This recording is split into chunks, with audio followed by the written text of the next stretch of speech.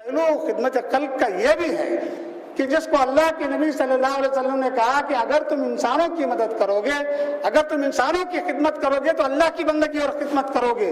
وہ ایک لمبی حدیث ہے جس میں نبی صلی اللہ علیہ وسلم نے فرمایا جب قیامت قائم ہو جائے گی تو اللہ تبارک و تعالیٰ لوگوں کو پکار کے، انسانوں کو پکار کے کہے گا کہ اے ابن آدم، میں بیمار تھا. اللہ کے نبی صلی اللہ علیہ وسلم فرماتے ہیں قیامت جب قائم ہو جائے گی اللہ انسانوں کو پکارے گا اور کہے گا کہ اے ابن آدم، میں بیمار تھا، تو میری عیادت کو نہیں آیا. آدمی کہے گا اے پروردگار عالم، تو کیسے بیمار ہو سکتا ہے؟ تو لوگوں کو شفا دینے والا، تو لوگوں کو تندرستی عطا کرنے والا ہے ہمارے رب، تو کیسے بیمار ہو سکتا ہے؟ اللہ تبارک و تعالیٰ فرماتا ہے کہ میرا فلاں بندہ بیمار تھا، اگر تو اس کی عیادت کرتا تو مجھے وہاں پا لیتا. بھائیو، یہ بیماروں کی عیادت کی تو بات بڑی چھوٹی نظر آتی ہے. آج تو ہمارے معاشرے میں ایسا معلوم ہوتا ہے کہ ہم کچھ ایسے ناسور میں مبتلا ہو گئے ہیں، ایسی بیماریوں میں مبتلا ہو گئے ہیں، ایسی کمزوریوں میں مبتلا ہو گئے ہیں. کسی کے مرنے کی اگر اطلاع آتی ہے تو ہم جب ٹیلی فون کرتے ہیں تو پوچھتے ہیں کہ ان کی نماز جنازہ کب ہے، کہاں پڑھی جا رہی ہے. گاڑی ڈال لے کے عین وقت پہ مسجد میں کسی جگہ نماز پڑھے، 5-10 منٹ وہاں دیر سے ہوتی ہے، وہاں پہنچے، نماز پڑھتے کہے کہ میرے آفس میں کام ہے، میرے کو دکان میں کام ہے، میرا فلاں ہے، وہاں سے نکل کے چلے گئے. وہ 5-6 حقوق جو اللہ تعالیٰ نے، اللہ کے نبی صلی اللہ علیہ وسلم نے ایک مسلمان کے دوسرے مسلمان پر جو حقوق گنائے تھے، اس میں یہ بھی تھا کہ وہ بیمار ہو تو اس کی عیادت کرو، جب مر جائے تو اس کے جنازے میں شرکت کرو. آج جنازوں میں شرکت کا معاملہ تو لالے پڑے ہوئے ہیں. ابھی کتنے ہی جنازوں کو دیکھنے کا موقع ملتا ہے. کوئی مالدار مر گیا، کوئی صاحب ثروت آدمی مر گیا، جو سوشل اسٹیٹس رکھنے والا مر گیا تو اس کے جنازے کی نماز میں بھیڑ بھاڑ نظر آتی ہے. لیکن کوئی غریب آدمی ہمارے معاشرے کا، ہمارے بستی کا نظر آیا تو مر گیا تو اس کی جنازے میں جانا تو دور کی بات ہے، اس سلسلے میں ہم کچھ معلومات بھی برابر حاصل نہیں کرتے.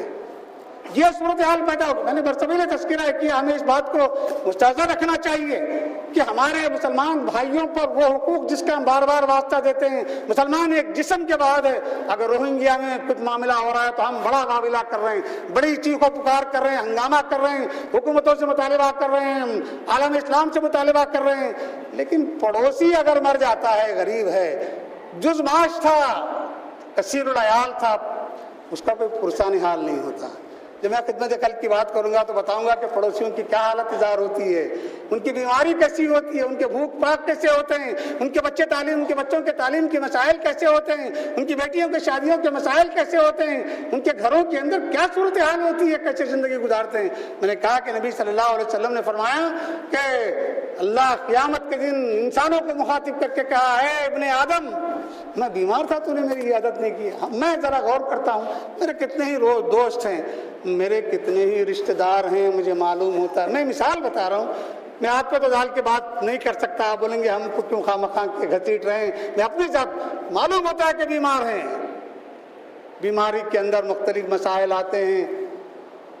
ہم شادی بیاہ میں جاتے ہیں تو تحفے تحائف دیتے ہیں، لیکن کوئی بیمار ہمارا قریبی رشتہ دار ہے، اللہ ماشاء اللہ کچھ لوگ معاشرے میں ایماندار لوگ ہیں، خدا ترس لوگ ہیں، خدمت کرنے والے لوگ ہیں، تبھی تو یہ معاشرہ ہے. لیکن کثرت ایسے لوگوں کی بڑھتی جا رہی ہے، ہم ان کی عیادت کو تک نہیں جاتے. اب یہاں مالداروں اور غریبوں میں، پڑھے لکھے اور کم پڑھے لکھوں میں، وہ صاحب ثروت اور غیر صاحب ثروت لوگوں میں، فلاں اور فلاں میں اتنی دیواریں ہم نے حائل کر دی کہ یہ فلاں کیٹیگری کے، فلاں کیٹیگری کے، فلاں جگہ تو فلاں لوگ جائیں گے، فلاں جگہ تو فلاں لوگ جائیں گے.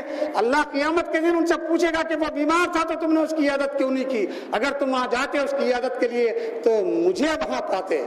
مجھے دیکھنا چاہیے، اور ہو سکے تو آپ بھی غور کریں زندگی میں کتنے مرحلے ایسے آئے کہ ہمارے بیماروں کی عیادت کے لیے ہم نے کتنا وقت نکالا ہے. اللہ فرماتا ہے کہ میں موجود ہوتا وہاں تم پہنچتے تو.